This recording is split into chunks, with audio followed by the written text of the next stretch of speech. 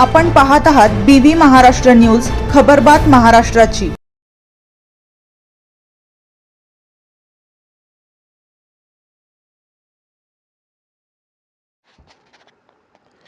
मुंबई आग्रा राष्ट्रीय महामार्गावर चिंचवे गावाजवळील चौफुलीवर पुन्हा अपघात, 2 जखमी।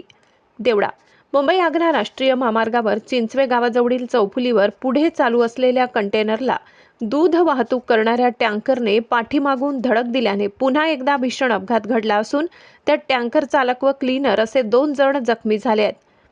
मिळालेल्या प्राथमिक माहितीनुसार रविवार दिनांक 22 फेब्रुवारी रोजी दुपारी 5 वाजेच्या सुमारास चिंचवे गावाजवळील स्पीड ब्रेकरवर नाशिकहून मालेगावच्या दिशेने जात असलेल्या कंटेनर क्रमांक MH04EM 4468 ने वेग कमी करण्यासाठी ब्रेक मारल्याने पाठीमागून भरधाव वेगात येणाऱ्या दूध टँकर क्रमांक MH41AU 9178 वरील चालकाचे वाहनावरील नियंत्रण सुटल्याने त्याने कंटेनरला पाठीमागून जबर धडक दिली। त्या टँकरमधील चालक व क्लीनर जखमी झाले असून त्यांना बजरंग रुग्णवाहिकेचे संचालक गणेश पवार यांनी पुढील उपचारासाठी दवाखान्यात दाखल केले।